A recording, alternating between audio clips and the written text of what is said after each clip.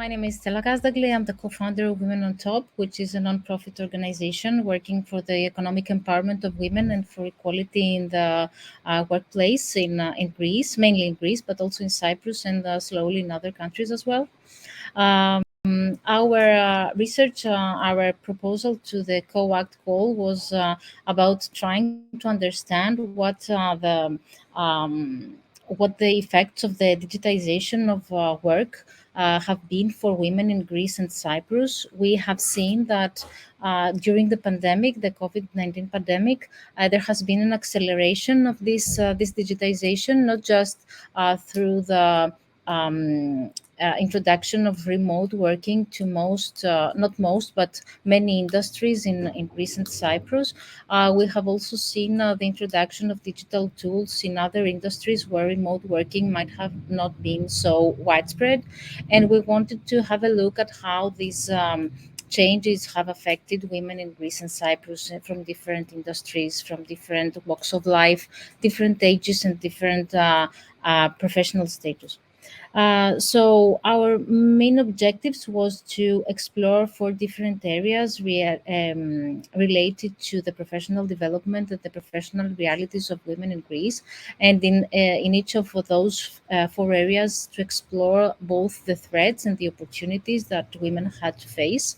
And the first area was accessibility. So whether women are living in remote parts of the country or women with disabilities had more or less accessibility to access to new roles, new opportunities, better jobs, etc. The second area of interest was work-life balance. So whether mothers, women with families, women with other dependent members who had put very serious demands on their daily lives, both through the pandemic but also outside of the pandemic, whether remote working and the widespread use of digital tools could help them balance better their work and family lives. The third area of interest for us was cyber sexual harassment. So we were wondering what happened to sexual harassment during the pandemic and during longer periods of remote work. Last year, we had completed, along with ActionAid, the last study on sexual harassment in Greece.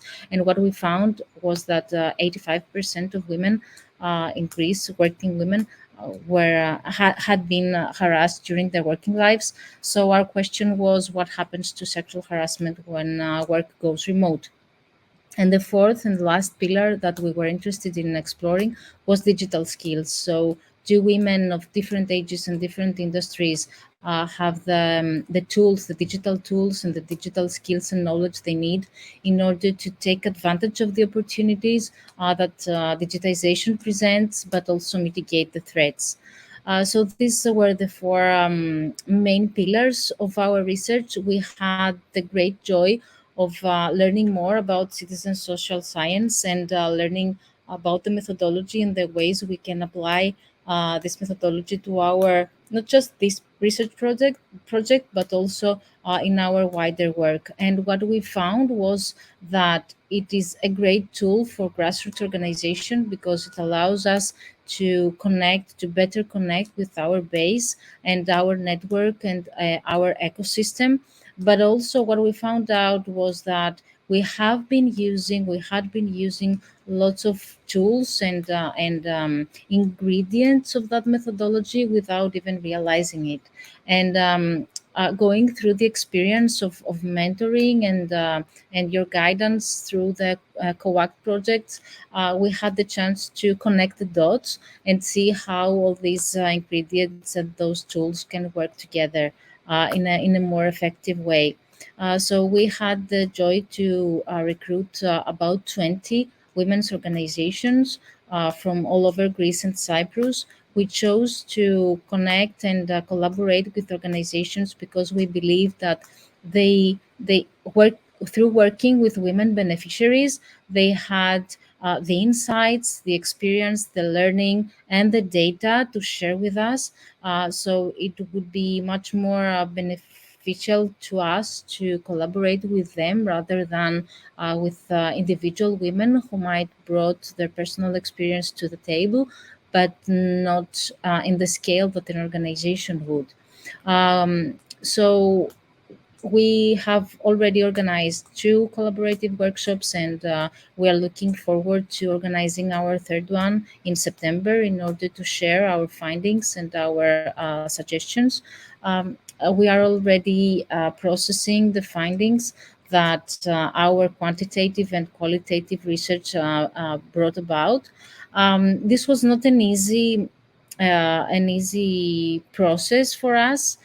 We had two main challenges. One was that while we really wanted to leverage the possibilities that citizen social science brought regarding using this network, leveraging the power of this network to disseminate our questionnaire, for example, or for recruiting the members of our focus groups discussions, what we found was that the sample that we drew through disseminating our material with the help of our co-researchers was not necessarily a representative sample of Greek society and Greek women as a whole.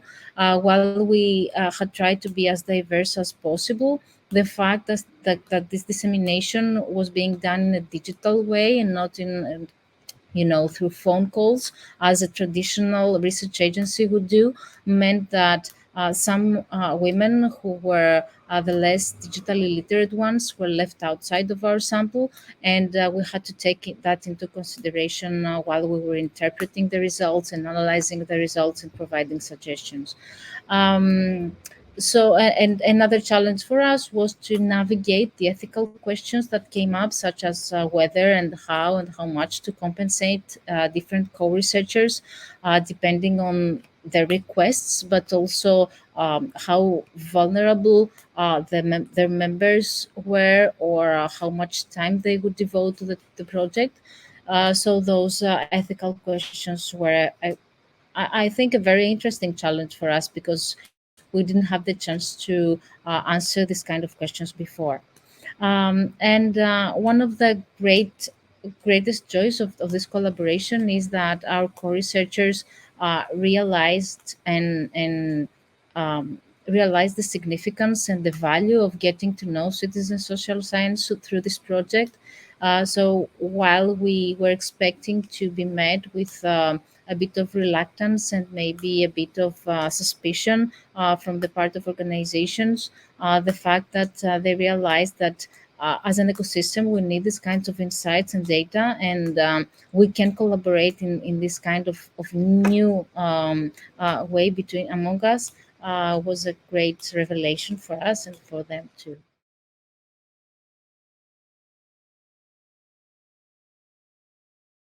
So I wonder, maybe all of you want to just comment on this a bit, whether this kind of strict social scientific representativity is still a problem for your work. So for us, it was a problem, but maybe I'm sure it wasn't a problem of citizen social science per se.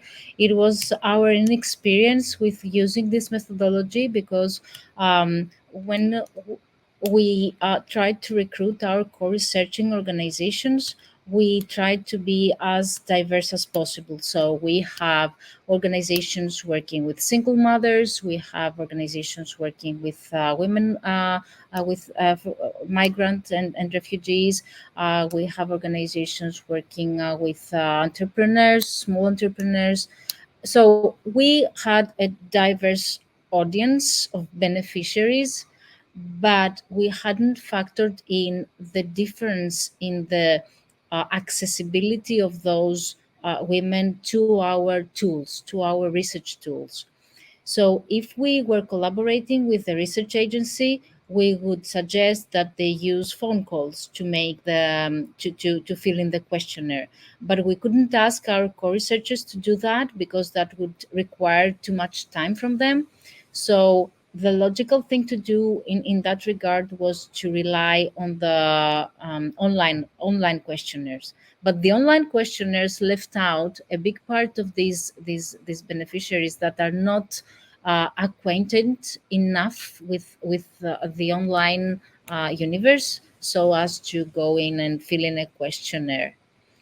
So for us, I mean, this experience was very informative in terms of research design using citizen social science, because if we were to start again, we would try to find different ways to approach these different audiences. Maybe more focus groups, maybe, use volunteers or pay some people to make phone calls. I mean, we would use other tools in addition to the questionnaires, the online questionnaires.